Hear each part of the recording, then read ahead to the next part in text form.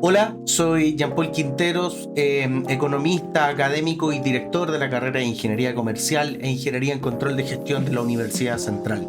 Hoy les vengo a hablar de lo que es en esencia la economía. Para entender la economía, en primera instancia hay que entenderlo como una ciencia social que trata de comprender las elecciones que toman los distintos integrantes de la sociedad, o sea, las personas, las empresas, el gobierno, en función de los incentivos o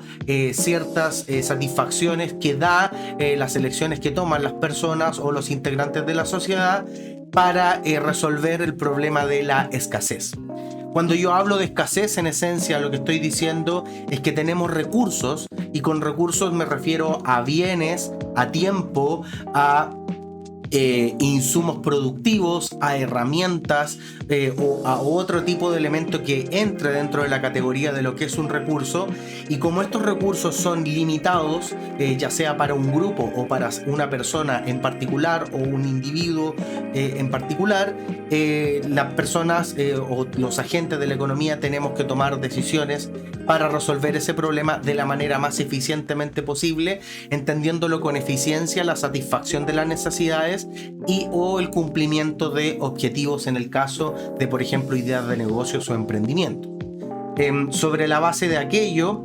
se estudia entonces el comportamiento de los integrantes de la sociedad en función de estos aspectos que les acabo de mencionar.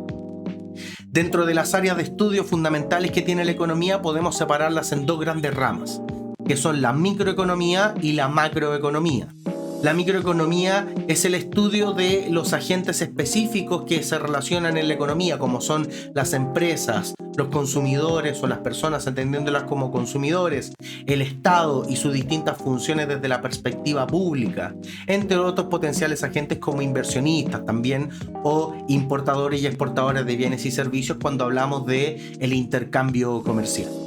Desde el punto de vista de la macroeconomía, la lógica es distinta y se diferencia la microeconomía desde el punto de vista de la perspectiva con que se mira precisamente el comportamiento de la sociedad. La macroeconomía se enfoca en el estudio de las variables a nivel de todo un gran conglomerado. Con conglomerado me puedo referir a un país o a un conglomerado de países, por ejemplo. Y ahí entran ciertas variables que actualmente están en interés, que son el desempleo, el crecimiento, la inflación, y que son variables que a la larga afectan a todos en una u otra medida, ¿ya?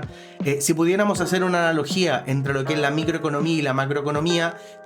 con un bosque, en la macroeconomía trataría de observar el bosque completo y la microeconomía haría el análisis de cada uno de los árboles que conforman el bosque. Entonces la diferencia entre los dos fundamentalmente tiene que ver con el ámbito o el campo de visión precisamente que da la microeconomía versus la macroeconomía. Y finalmente, lo que trata de resolver la economía junto con todo lo que acabo de mencionar anteriormente tiene que ver con responder dos preguntas fundamentales que resumen básicamente el propósito de esta ciencia social. En primera medida, la primera pregunta es de qué manera precisamente estas elecciones que yo les acabo de mencionar determinan qué, cómo y para quién se producen los bienes y los servicios. Y en segundo lugar, en qué punto estas elecciones que se hacen dentro de la sociedad o que hacen los distintos agentes económicos en busca del interés personal e individual contribuyen a la satisfacción y el cumplimiento de los intereses sociales o colectivos. Y eso entra en un terreno bastante interesante porque básicamente le da un componente de sociedad y no tanto de individuo dentro del análisis de la economía, ¿ya? Es bastante interesante el estudio que se ha hecho y cómo ha ido evolucionando a lo largo del tiempo, porque la economía ha ido ampliándose a distintos ámbitos del análisis de la sociedad, desde aspectos como la desigualdad, la pobreza, procesos especulativos de inversiones, el rol del Banco Central, el análisis de las proyecciones económicas y cómo impacta eso a las decisiones de los negocios, el estudio de las crisis económicas que se han dado a lo largo del tiempo, tanto en nuestro país como a nivel mundial, y aspectos también bastante relevantes que se están dando con el paso del tiempo, como lo es el mercado de los seguros y la toma de decisiones bajo incertidumbre, entre otros muchos otros ámbitos que estudia esta ciencia social.